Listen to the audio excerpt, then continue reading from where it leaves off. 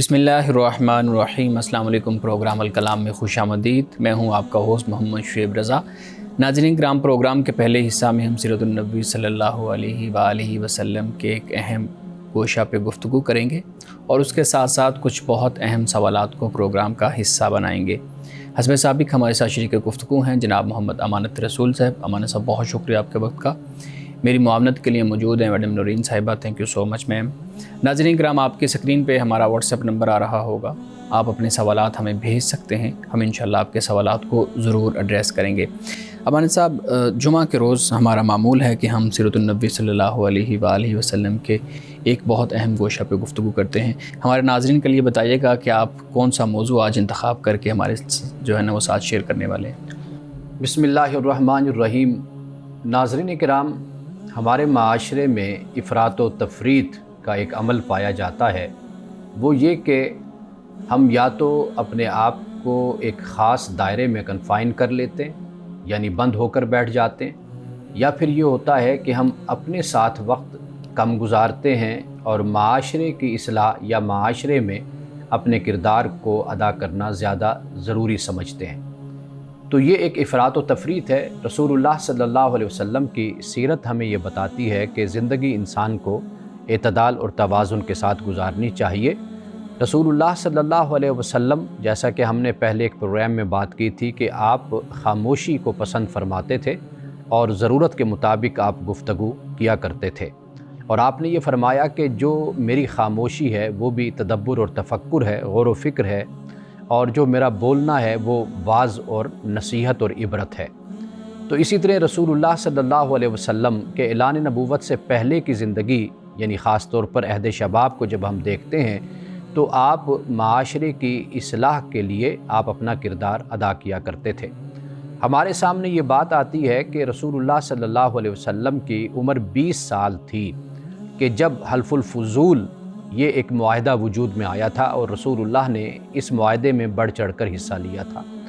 ये मुआहदा इस तरह था कि अगर कोई शख्स बाहर से यानी गैर मकामी अगर मक्कातुल मुकर्रमा में आता तो वो अगर कोई वहाँ पे कारोबार करता, तिजारत करता या कोई लेन देन करता तो वहाँ के रहने वाले लोग उसके साथ इंसाफ नहीं करते थे। उनका ख़्याल ये था कि ये बाहर से आया है, ये गैर मकामी है, तो हम इसके साथ जो कुछ भी करेंगे इसका यहाँ पर ना कोई कबीला है, ना कोई ख़ानदान है, ना रिश्तेदार हैं, तो लिहाजा हम जो भी इसके साथ सलूक करेंगे इसको बर्दाश्त करना होगा।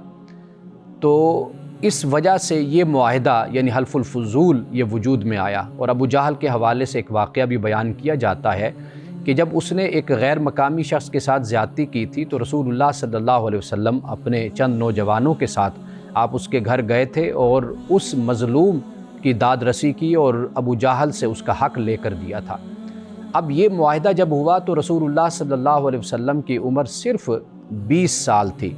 किताबों में ये आता है, सीरत की किताबों में, कि अब्दुल्ला बिन जदान के घर ये मुआहदा हुआ था और इसमें बनु हाशिम, बनु तैम, बनु ज़हरा और इसके अलावा दीगर कबाइल के जो अफराद थे वो भी इस मुआहदे में शामिल हुए थे।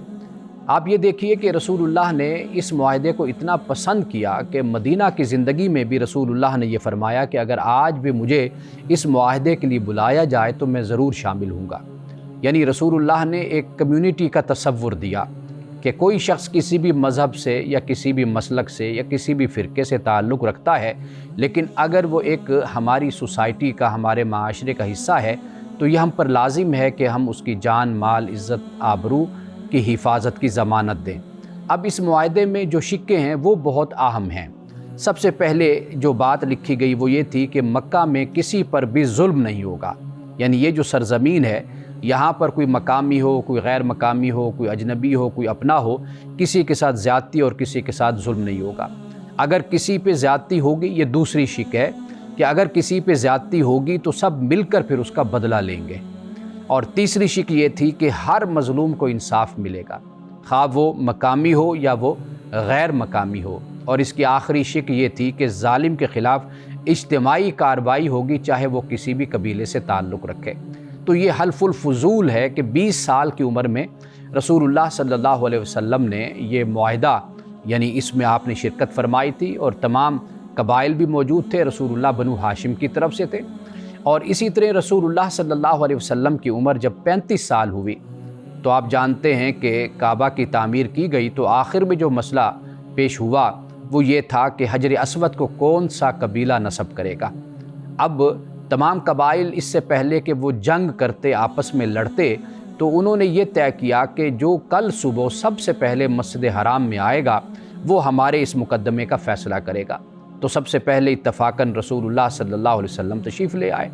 اس وقت آپ کی عمر صرف اور صرف 35 سال تھی، اور جب وہاں پہ مختلف قبائل کے رؤساء نے، سرداروں نے آپ کو دیکھا تو انہوں نے کہا حاذا الامین رضینا یا حاذا محمد، کہ یہ تو امین ہیں، یہ تو صادق ہیں، یہ تو سچے ہیں، ایماندار ہیں، اور ہم ان کی اس ثالثی پر، حکم بننے پر ہم راضی ہیں سب کے سب۔ تو پھر رسول اللہ صلی اللہ علیہ وسلم نے اس کا فیصلہ کمال عقل مندی کے ساتھ یہ کیا کہ آپ نے ایک چادر منگوائی اور اس چادر میں حجر اسود کو رکھا، اور پھر جو چادر کے 4 کونے تھے وہ آپ نے مختلف قبائل کو وہ پکڑا دیے، اور ان قبائل کے رؤساء نے، سرداروں نے اس چادر کو اٹھایا، اور رسول اللہ نے حجر اسود کو جو اس کا مقام تھا وہاں پر آپ نے اس کو نصب کر دیا۔ یعنی عرب کے وہ قبیلے کے جو 40 سال تک آپس میں لڑا کرتے تھے، کہ جیسے الطاف حسین حالی نے کہا کہ کبھی پانی پینے پلانے پہ جھگڑا تو کبھی گھوڑا آگے دوڑانے پہ جھگڑا، تو چھوٹی چھوٹی بات پر جنگیں ہوتی، لڑائیاں ہوتی، اختلافات ہوتے تھے، تو رسول اللہ صلی اللہ علیہ وسلم نے ان قبائل کو ایک بڑی جنگ سے بچا لیا، اور عقل مندی کے ساتھ اور دانش کے ساتھ اور بصیرت کے ساتھ آپ نے اس کا فیصلہ کیا۔ یعنی اب اس سے یہ بات سمجھ آتی ہے کہ رسول اللہ نے معاشرتی اصلاح میں بہت ہی دانائی کے ساتھ، فراست کے ساتھ، عقل کے ساتھ آپ نے اپنا حصہ ملایا، یعنی آپ شریک ہوئے۔ یعنی حلف الفضول کو دیکھ لیجئے، یا پھر آپ حجر اسود کی تنصیب کے اس واقعے کو دیکھ لیجئے کہ آپ نے کس طریقے سے ان معاملات کو آپ نے حل فرمایا۔ سب سے پہلی بات، جیسے آپ دیکھتے ہیں کہ جب حجر اسود کو نصب کرنے کا موقع تھا تو سب لوگوں نے کیا کہا تھا؟ حاذا الامین رضینا حاذا محمد، کہ یہ تو ایماندار ہیں، یہ تو محمد ہیں، ہم ان کی اس حکم بننے پر اور ثالثی بننے پر ہم راضی ہیں، ہم خوش ہیں ان کے ساتھ۔ تو یہ کیوں ہوا؟ اس لیے کہ سب سے پہلے رسول اللہ صلی اللہ علیہ وسلم نے اپنے کردار کو پیش کیا تھا۔ یعنی معاشرے کی جب بھی آپ اصلاح کرنا چاہیں گے تو سب سے پہلے آپ اپنے آپ کو پیش کریں گے، یعنی اپنے کردار اور اپنے اخلاق کو پیش کریں گے۔ ایسا نہیں ہو سکتا کہ آپ معاشرے کی اصلاح تو کرنا چاہیں لیکن آپ خود بدعنوان ہوں، یا بد کردار ہوں، یا بد اخلاق ہوں، اور یا بد معاملہ ہوں، تو پھر آپ یہ چاہیں کہ آپ معاشرے کی اصلاح کا کام کریں تو وہ پھر آپ معاشرے کی اصلاح کبھی نہیں کر سکتے۔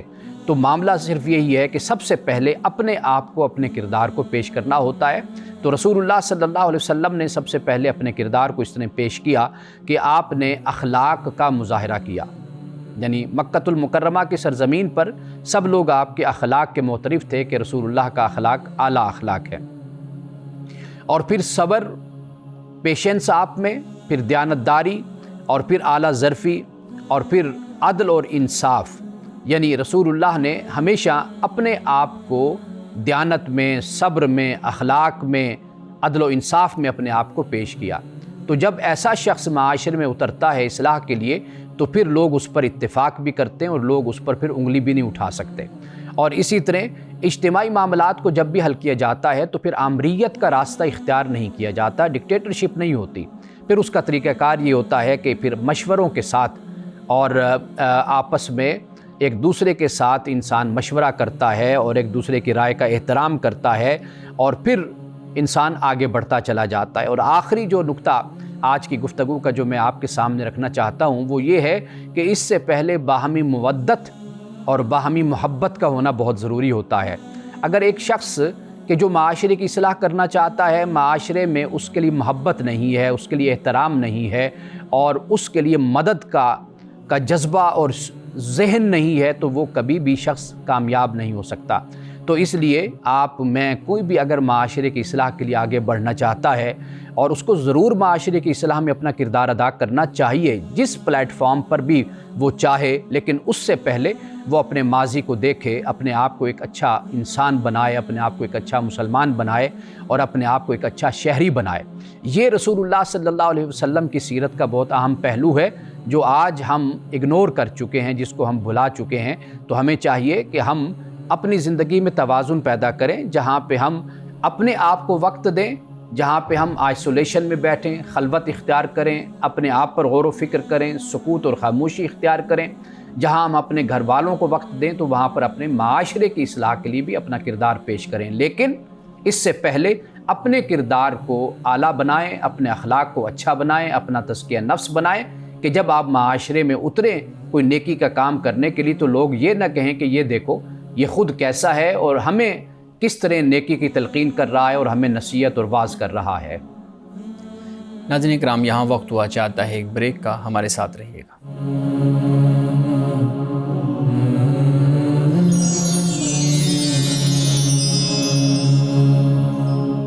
پروگرام میں ایک دفعہ پھر خوش آمدید۔ امانت صاحب بہت شکریہ۔ کبھی کبھی تو ایسے محسوس ہوتا ہے کہ جو باتیں سیرت النبی صلی اللہ علیہ وآلہ وسلم کی آپ بیان کر رہے ہیں، یہ اگر ہم سارے اس پہ عمل کرنا شروع کر دیں تو معاشرہ ایسے بالکل، وہ کہتے ہیں نا کہ موٹر وے کی طرح ہمارا معاشرہ بالکل سیدھا چلنا شروع ہو جائے۔ تو میں حیران ہوتا ہوں ان چیزوں پہ۔ پھر کچھ چیزیں اپنی زندگی کی بھی سامنے آتی ہیں، کچھ لوگوں کے معاملات بھی سامنے آتے ہیں۔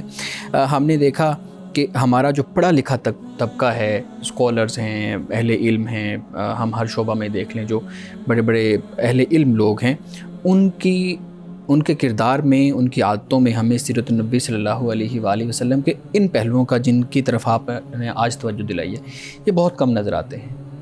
ہر جگہ پہ ہم دیکھیں تو بہت کم نظر آتے ہیں۔ پوچھنا میں یہ چاہتا ہوں کہ ایک طرف حلف الوصول کا معاملہ ہے، وہ واقعہ ہمارے سامنے ہے، دوسری طرف رسول اللہ صلی اللہ علیہ وسلم حجر اسود کو نصب کرنے کا معاملہ ہے، وہاں پہ ایک کردار ہے، پھر 40 سالہ زندگی ہے، پھر اس کے بعد کی زندگی ہے، سیرت کی کتابیں لکھی پڑھی ہیں، لیکن ہمارا جو پڑھا لکھا طبقہ ہے اس کے اندر یہ چیزیں بالکل ہمیں نظر نہیں آتی۔ ٹریفک کے معاملات کو دیکھ لیں، کسی کے ساتھ قرض کا معاملہ کرنا ہے اس کو دیکھ لیں، اسٹوڈنٹ کے ساتھ ڈیلنگ کرنی ہے اس کو دیکھ لیں، کہیں پیسے کا معاملہ ہے اس کو دیکھ لیں، ہر جگہ پہ لڑائیاں، جھگڑے، فساد، یہ سب کچھ نظر آ رہا ہے۔ کیا وجہ ہے کہ ہم سیرت النبوی کا اتنا بڑا ذخیرہ موجود ہے، دوسری طرف کردار ہمارا ہے نہیں؟ دیکھیے، اس کی جو بنیادی وجہ ہے وہ تو یہ ہے کہ ہمیں ان ذخیروں سے اور ان کتابوں سے کبھی روشناس ہی نہیں کرایا گیا۔ یعنی اگر ہمیں مذہب پڑھایا گیا ہے تو وہ مذہب صرف اور صرف چند محدود اعمال تک اور عبادات تک اس کو نقل کیا گیا ہے۔ یعنی یا تو اگر مذہب کا ذکر ہوگا تو عبادات تک، جیسے میں اکثر طور پر کہتا ہوں کہ فضیلت والا اسلام یہ ہمیں بتایا جاتا ہے۔ یعنی یہ کر لوگے تو اس کی اتنی فضیلت ہے، یہ کر لوگے تو اتنا ثواب مل جائے گا، اتنا اجر مل جائے گا۔ تو جس طریقے سے حالات اور زمانے کی رعایت کرتے ہوئے ہمیں قرآن پڑھایا جانا چاہیے اور جس طریقے سے ہمیں رسول اللہ کی سیرت پڑھائی جانی چاہیے، اس طریقے سے ہمیں نہیں پڑھائی جاتی۔ یعنی آپ یہ دیکھیے کہ رسول اللہ کی سیرت ہمیں بنیادی اصول اور ضابطے ہمیں بتاتی ہے، اور اس وقت کی جو معاشرت ہے اس میں جو طریقہ زندگی ہونا چاہیے اس سے ہمیں روشناس کراتی ہے، اس کو ہم اپلائی کر سکتے ہیں اپنی زندگی پر۔ اب آپ یہ دیکھ لیجئے نا کہ ہم نے بات کی سیرت کی، معاملہ یہ ہے کہ قرآن بھی ہمارے ہاں نہیں پڑھایا جاتا۔ میری زندگی قرآن پڑھنے میں، سمجھنے میں گزری ہے، تو ایسا لگتا ہے کہ اگر ہم قرآن کو پڑھیں تو اس سے بھی ہمارے اندر ایک میچورٹی، جسے میں کہتا ہوں پیورٹی اور میچورٹی، یہ دو چیزیں انسان کے اندر پیدا ہوتی ہیں، اور انسان کے خیالات میں وسعت پیدا ہوتی ہے، انسان ایک مرکزیت کے ساتھ جڑ جاتا ہے کہ اور بہت آسانی ہو جاتی ہے معاشرے میں نظر آنے والی جو جاہلانہ رسومات ہوتی ہیں، رواجات ہوتے ہیں، بدعات ہوتے ہیں، انسان ایزیلی ان کو ریجیکٹ کر دیتا ہے، ان کو رد کر دیتا ہے۔ کیوں؟ اس لیے کہ اس کی جو مرکزیت ہے اس کے ساتھ اس کی اورینٹیشن جو ان سے ہوتی ہے وہ بڑی مضبوط اس کی ہوتی ہے۔ تو ہمارے نوجوانوں میں یا مسلمانوں میں یا پاکستانیوں میں اگر آپ اس چیز کی کمی دیکھتے ہیں، وہ اس لیے ہے کہ ہمیں کردار پر، اخلاق پر ہمیں ابھارا ہی نہیں گیا۔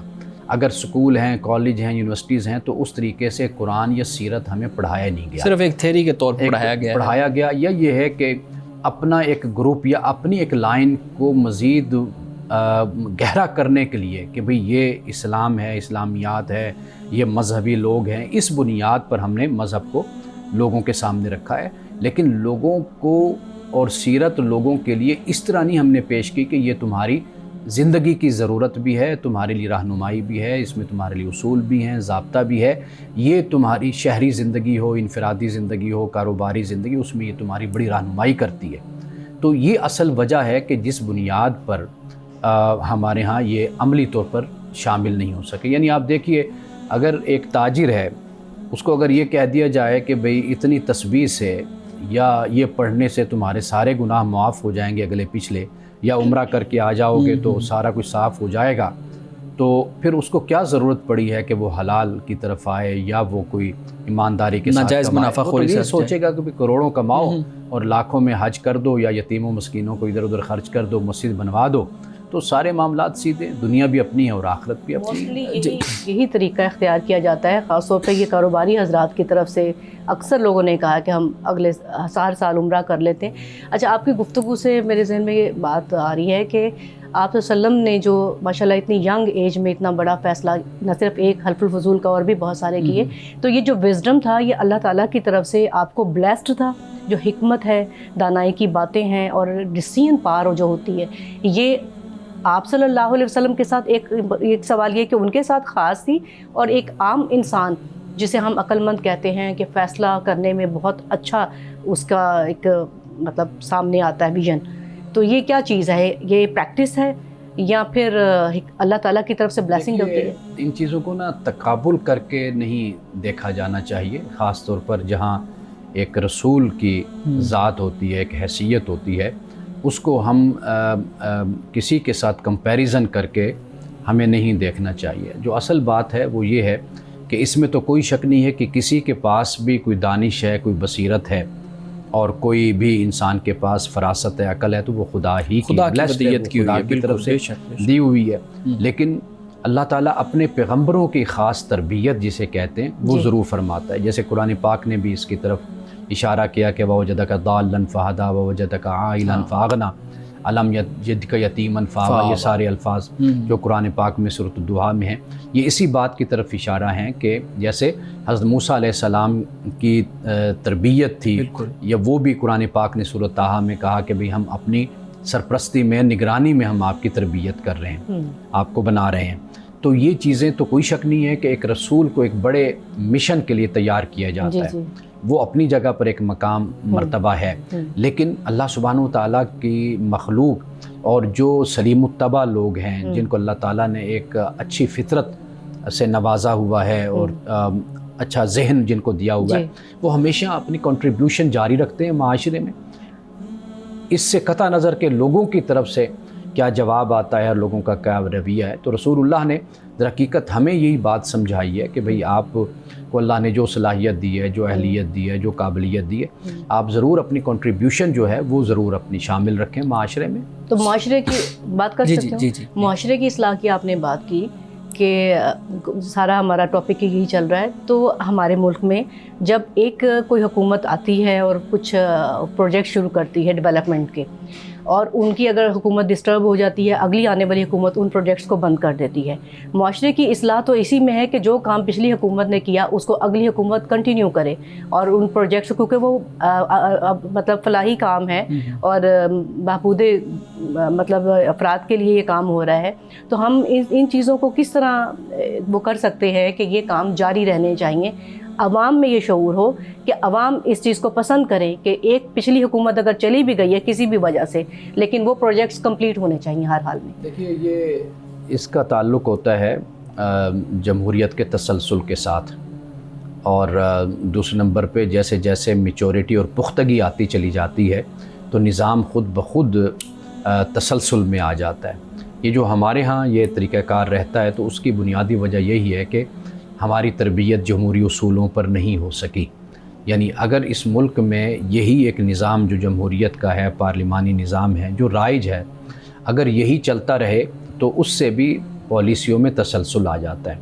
لیکن چونکہ ہمارے ہاں یہ سلسلہ جاری نہیں رہتا، چند سال کے بعد ختم ہو گیا، یا حکومت لپیٹ دی گئی، یا پرائم منسٹر کو ہٹا دیا گیا، جس بنیاد پر پھر یہ پالیسیاں بدل جاتی ہیں یا ٹھہر جاتی ہیں یا رک جاتی ہیں یا ختم ہو جاتی ہیں. تو یہ تو ایک دوسری وجہ ہے. لیکن جو معاشرتی اصلاح کا کام ہے، دیکھیے سب کچھ حکومت پر بھی نہیں ہوتا، وہ آپ کی بھی ذمہ داری ہے، میری بھی ہے. یعنی ہمیں جو پلیٹ فارم مہیا ہوتا ہے، ممبر مہیا ہوتا ہے، ہمیں چینل مہیا ہوتا ہے، کوئی پروگرام مہیا ہوتا ہے، یا ہم استاد ہیں یا والدین ہیں، تو معاشرتی اصلاح کا آپ نے کام اپنے دائرہ کار میں رہتے ہوئے کرنا ہے. حکومت کا کام حکومت کے ساتھ ہے.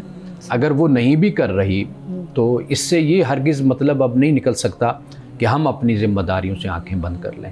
تو ہم اپنی اپنی جگہ پر خدا کی بارگاہ میں جواب دیں. اس میں کوئی شک نہیں کہ ان پالیسیوں کا تسلسل بھی اصلاح کا باعث بنتا ہے، لیکن حکومت کے علاوہ دیگر اکائیاں بھی ہیں نا معاشرے میں، سوسائٹی میں. یعنی کالم نگار ہیں، دانشور ہیں، علماء ہیں، ہمارے اسکالرز ہیں، ہم خود بیٹھے ہوئے ہیں. تو ہمیں بھی اگر ہم اپنی ذمہ داری ادا کریں تو پھر بھی معاشرے کی اصلاح ہو سکتی ہے. ناظرین کرام، یہاں وقت ہوا چاہتا ہے ایک بریک کا، ہمارے ساتھ رہیے گا.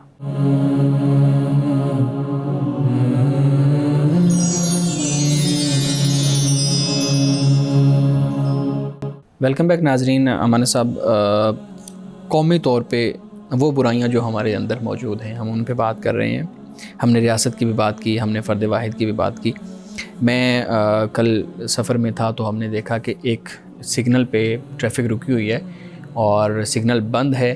ابھی تقریباً دوسری طرف والا سگنل کھلا ہے تو اس طرف لوگوں نے وہ بیل بجانا شروع کر دی ہے، اپنی گاڑیوں کی ہارن دینا شروع کر دی ہیں، موٹر سائیکلوں کی. تو اس وقت میرے ذہن میں یہ چیز آئی کہ شاید ہمیں یہ چیز سکھائی نہیں گئی کہ صبر بھی کوئی چیز ہوتی ہے، اور نہ ہمیں سکھائی گئی ہے اور نہ ہم اپنے بچوں کو، نئی نسل کو سکھا رہے ہیں کہ جو صبر ہوتا ہے وہ کتنا اہم ہوتا ہے زندگی کے اندر. جبکہ رسول اللہ صلی اللہ علیہ وسلم کی زندگی کے جن پہلوؤں کی طرف بھی آپ نے توجہ دلائی آج، ان میں سے ہر ایک پہلو سے ہمیں یہ چیز نظر آ رہی ہے کہ رسول اللہ صلی اللہ علیہ وسلم سکوت کی اگر ہم بات کریں، خاموشی کی پچھلے جمعے ہم نے رسول اللہ صلی اللہ علیہ وسلم کے سکوت پہ بات کی تھی، وہ بھی تو ایک طرح کا صبر ہی ہے. لیکن ہماری قوم کے اندر سے، ہمارے لوگوں کے اندر سے یہ صبر والی جو چیز ہے یہ کیوں ختم ہے، ناپید کیوں ہے؟ یہ رسول اللہ صلی اللہ علیہ وسلم کی سیرت اس پہلو سے اگر ہم دیکھیں نا، تو آپ نے کبھی بھی کسی جگہ پر اپنے رسول ہونے کا روب نہیں ڈالا تھا. یعنی آپ خود کو بحیثیت محمد کے آپ اپنے آپ کو پیش کرتے تھے. یعنی جہاں پر کوئی عدل و انصاف کا معاملہ ہے، جہاں پر کوئی ایسی صورت ہے، یعنی اگر آپ کے پاس کوئی قرض خواہ آیا اور اس نے قرض کا آپ سے مطالبہ کیا، سیدنا فاروق اعظم رضی اللہ تعالی عنہ وہاں پر تشریف فرما ہیں، اور قرض خواہ نے بدتمیزی کا رویہ اختیار کیا، تو حضرت عمر کھڑے ہوئے کہ اس کو ڈانٹنے لگے. تو آپ نے فرمایا کہ عمر نہیں، آپ کو یہ چاہیے تھا کہ آپ اس کو مطالبے کا طریقہ سکھاتے، یعنی حسن مطالبہ کیا ہوتا ہے، اور مجھے حسن ادائیگی کی تلقین کرتے. بہت خوبصورت کہ آپ ادا کر دیجئے، اس کا قرضہ ہے. تو رسول اللہ صلی اللہ علیہ وسلم نے اپنے آپ کو بحیثیت محمد کے ہر مقام پر اسی طرح، یعنی اگر کسی نے آپ سے روب میں آ کر کوئی خوف کھایا کسی نے کہ آپ کی شخصیت سے، تو آپ نے فرمایا کہ بھئی کیوں تم مجھ سے ڈرتے ہو یا خوف کھاتے ہو یا مروب کیوں ہو رہے ہو؟ میں تو اس ماں کا بیٹا ہوں کہ جو سوکھا گوشت کھایا کرتی تھی. کہ رسول اللہ نے اپنے آپ کو بحیثیت محمد کے آپ کو پیش یعنی اپنی پوزیشن، اپنے لیول کا کبھی بھی لوگوں کے سامنے اظہار نہیں کیا. یہ نہیں، یعنی جب آپ صحابہ میں بیٹھیں تو آپ نیچے ان کے ساتھ ہی شریک ہوا کرتے تھے. اور سیرت کی کتابوں میں آتا ہے کئی مرتبہ لوگ حضرت عمر فاروق کو پیغمبر سمجھ لیا کرتے تھے کہ آپ رسول اللہ ہیں، اس لیے کہ آپ کے قد بڑی تھی اور آپ ذرا نمایاں ہو کر نظر آتے تھے. اور کتابوں میں آتا ہے رنگ بھی آپ کا لال سرخ تھا، تو سرخی مائل آپ کا رنگ تھا چہرے کا، تو اس وجہ سے بھی تھا. تو مطلب یہ ہے کہ رسول اللہ نے کبھی خود کو اس طریقے سے نمایاں نہیں کیا تھا. یہ جو آپ جس طرف اشارہ کر رہے ہیں یہ اصل میں مرض ہے، ایک قومی مرض. وہ یہ ہے کہ اپنے آپ کو قانون سے بالا تر، ہم جب اپنے سے اوپر والوں کو دیکھتے ہیں وہ اپنے آپ کو قانون سے بالا تر بناتے ہیں. یعنی ان کے پاس اگر سورسز ہیں، دولت ہے، مال ہے، پیسہ ہے، ہم دیکھتے ہیں کہ وہ آتے ہیں بڑی گاڑی پر وہ نکل جاتے ہیں. بلکہ میں نے تو خود مشاہدہ اس بات کا کیا ہے کہ جان بوجھ کر ارادتاً، یعنی ایسے لوگ کہ جو اتر گئے، حکومت سے چلے گئے، ان کے پاس اب کوئی وزارت نہیں ہے، کوئی عہدہ نہیں ہے، اب وہ جو اپنی گاڑی میں جا رہے ہیں تو اشارہ بند ہے، اس کو وارڈن نے روکنے کی بھی کوشش کی تو ایسا لگتا تھا کہ وہ کچل کر بھی اس کو گزر جائے گا. یہ میں نے اپنی آنکھوں سے یہ مشاہدہ کیا، ایک اشارے پر میں کھڑا ہوا تھا. تو یہ صورتحال تب ہوتی ہے کہ پھر اوپر سے نیچے تک یہ معاملات ایسے چلتے ہیں. اب عوام کا ذہن یہی ہے کہ ہم وی آئی پیز ہم ہیں، یعنی ہم جو چاہیں کریں، ہم اس ہر ملک میں شخص اپنے آپ کو VIP سمجھتا ہے اور وہ اپنے آپ کو قانون سے بالاتر.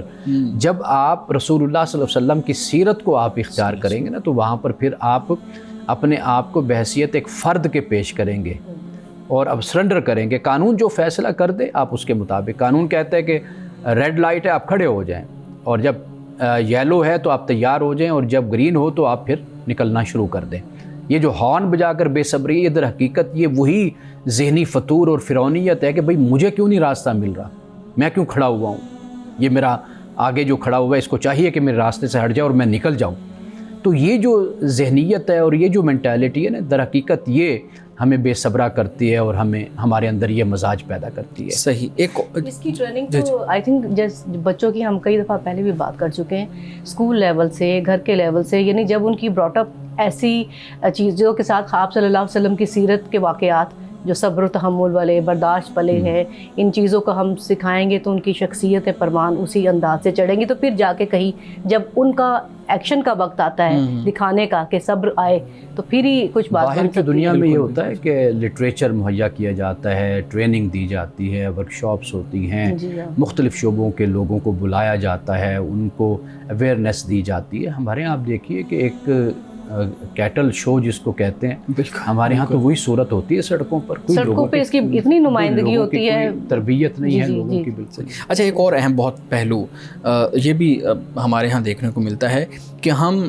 وہی قومی طور پہ اگر ہم دیکھیں اپنی قوم کو، اس میں ہم بھی شامل ہیں، ہم خود غرض بہت زیادہ ہیں.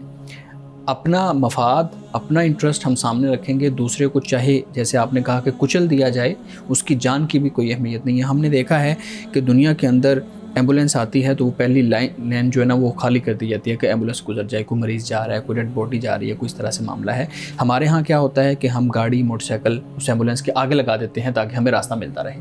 تو یہ جو خود غرضی والی بات ہے، معاملہ ہے، یہ ایسا کیوں ہے؟ میں ان ساری چیزوں کو جب سیرت کے اس پہلو کے سامنے رکھ کے دیکھ رہا ہوں تو میں بڑا حیران ہو رہا ہوں کہ ہمارے اندر کیا برائیاں ہیں اور سیرت صلی اللہ علیہ وسلم کا پہلو ہمیں کیا بتا رہا ہے. اصل جو بے حسی ہوتی ہے نا، یہ بہت خطرناک چیز ہوتی ہے. اگر کسی قوم میں یہ بے حسی پیدا ہو جائے تو جس طرف آپ اشارہ کر رہے ہیں، اسی سے پھر حیوانیت اور درندگی، وحشی پن یہیں سے ہی جنم لیتا ہے. اس کی جو بنیادی وجہ ہے نا وہ یہ ہے کہ ہم نے جو انسانیت کی تعلیم ہے، جو ہمیں مذہب بھی دیتا ہے، ہم نے اس انسانیت کی تعلیم کو ہم نے بھلایا ہے. یعنی ہیومینٹی کی ٹریننگ کہ آپ نے اپنے آپ کو ایک انسان کے ناطے ہونے، آپ نے دوسرے کے حق کا آپ نے خیال کرنا ہے. یہ جو انسان ہونے کی تربیت ہے نا، یہ در حقیقت ہمارے ہاں مفقود ہو گئی ہے. اور جس بنیاد پر جسے آپ کہہ رہے ہیں نا خود غرضی اور لالچ اور حرص اور طمع، یہ سب کچھ یہاں سے پھر پیدا ہوتا ہے. اور اس کو پھر جیسے آپ کہہ لیجئے کہ اس کے جو اسباب اور عوامل ہوتے ہیں وہ پھر مختلف اسباب اور عوامل ہوتے ہیں. اس میں سب سے بڑا جو کردار ہوتا ہے نا وہ آپ کے اجتماعی معاشرے میں جو انسٹیبلٹی ہوتی ہے، یعنی عدم استحکام. وہ معاشی عدم استحکام بھی ہوتا ہے، وہ سیاسی عدم استحکام بھی ہوتا ہے، اور وہ مذہب کا ایک غلط استعمال بھی ہوتا ہے. بہت سے اسباب اور عوامل ہیں کہ جس بنیاد پر ایک معاشرہ بالکل بے حس ہو جاتا ہے، غیر انسانی ہو جاتا ہے. یعنی مثال کے طور پر آپ دیکھیے کہ جب معاشرے میں یہ کلچر ہو کہ آپ مذہب کی بنیاد پر کسی کی جان لے سکتے ہیں، کسی کو مار سکتے ہیں، یا آپ اس حد تک بے رحم ہو جاتے ہیں کہ آپ سیاسی اختلاف کی بنیاد پر بھی دوسرے کو قتل کر دیتے ہیں، تو آپ یہ دیکھ لیجئے نا کہ یہاں پر تربیت کس چیز کی دی جا رہی ہے. یہ دی جا رہی ہے کہ پہلے آپ سیاسی ہیں، آپ مذہبی ہیں، انسانیت آپ کی جو ہے وہ بعد میں ہے. تو جب اس طرح اجتماعی طور پر معاشرے میں عام کلچر پیدا ہو، چال چلن ہو، تو پھر اسی سے یہی بے حسی وجود میں آتی ہے. صحیح. میڈم آپ کو سوال اس پہ کرنا چاہ رہے تھے؟ جی، میرے سوال ایک اس سے ریلیٹڈ تو نہیں ہے لیکن دوسرا سوال تھا میرا. جی. کہ جیسے نماز کے دوران والدہ ہے، اس کا بچہ آس پاس چھوٹا بچہ ہے پھر رہا ہے، تو کیا نماز کے دوران وہ اسے خود اپنے ساتھ پکڑ سکتی ہے؟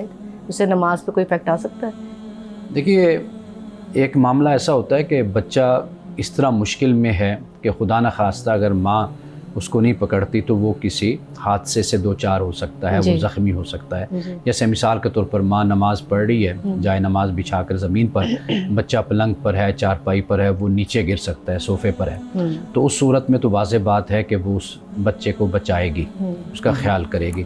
لیکن اگر کوئی ایسی صورت بنتی ہے کہ جس میں وہ نماز بھی جاری رکھ سکتی ہے اور بچے کو بھی اٹھا سکتی ہے. اچھا. اس لیے کہ رسول اللہ صلی اللہ علیہ وسلم امامہ بنت زینب کے بارے میں آتا ہے کہ آپ ان کو اٹھا لیتے تھے, یعنی نماز جب پڑھ رہے ہیں تو کھڑے ہوئے آپ نے گود میں اٹھایا ہوا ہے, نماز ادا کر رہے ہیں, اور جب آپ بیٹھتے تھے سجدے میں جاتے تو وہ زمین پر ان کو بٹھا دیتے تھے, جب آپ کھڑے ہوتے تو پھر اپنی نواسی کو آپ اٹھا لیا کرتے تھے. کتنی آسانی ہے. تو یہ جو چیز ہے نا, یہ در حقیقت ہمیں اسی بات کی تعلیم دیتی ہے کہ اگر کوئی خاتون نماز پڑھ رہی ہے تو اس نے خود اس بات کا فیصلہ کرنا ہے کہ آیا کہ ایک تو اس بچے کو کوئی تکلیف نہ پہنچے, دوسرے نمبر پہ وہ نماز میں اس طرح باہر نہ ہو جائے کہ جیسے عمل کثیر فقہا نے کہا کہ اس طرح باہر یا نہ ہو جائے کہ دیکھنے والا کہ شاید یہ نماز نہیں پڑھ رہی.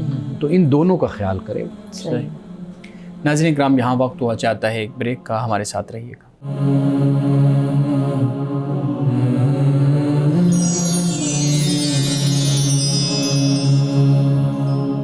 ویلکم بیک ناظرین. جی میڈم, آپ سوال کر رہے تھے.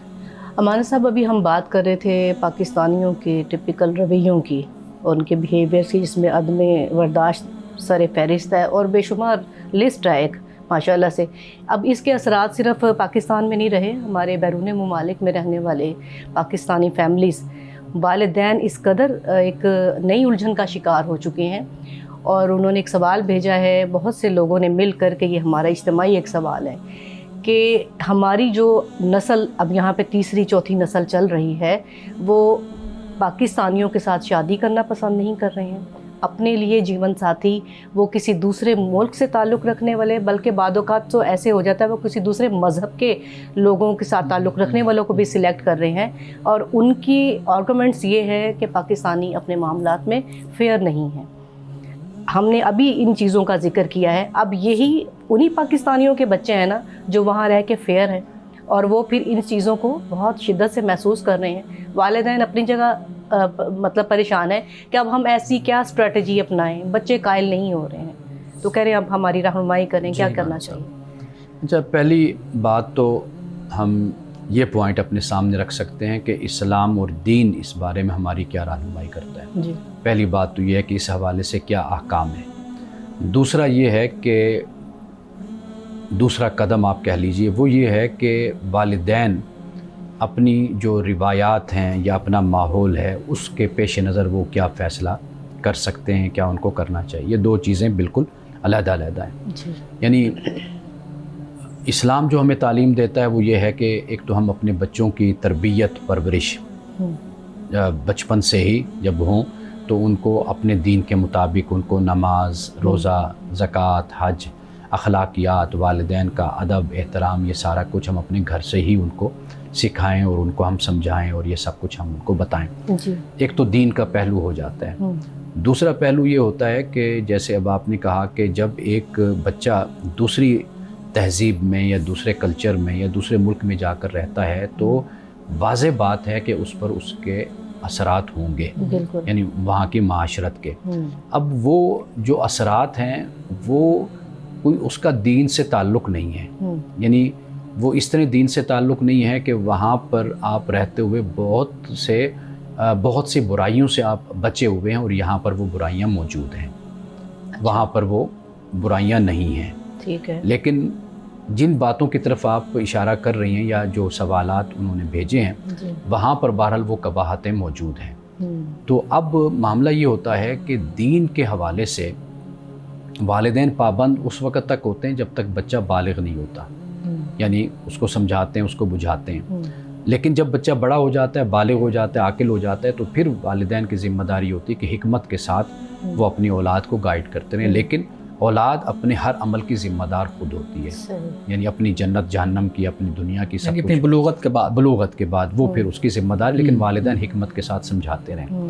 یہ جو معاملہ ہوتا ہے نا کہ وہاں کی معاشرت, وہاں کا کلچر, وہاں کی ثقافت, وہ پھر انسانی عقل جو ہوتی ہے, انسان کو جو اللہ نے عقل دی ہے اس کے مطابق پھر وہ اس کے فیصلے کرتا ہے.